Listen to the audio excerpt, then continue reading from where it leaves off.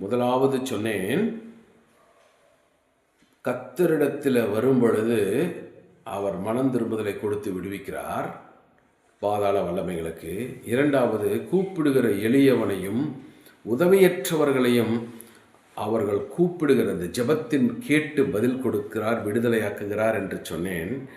மூணாவது, உங்களை ஒருத்தன் பலவந்தப்படுத்தி உங்கள் பொல்லாத கரத்தினாலே நசுக்கி அழிக்க நினைத்து தன் அதிகாரத்திலே செயல்படுவானால் அவனை பார்த்து முடங்காதீர்கள். தேவனுடைய ஆவியிலே நிறைந்த வைராக்கியமாய் நீங்கள் ஜெபியுங்கள்.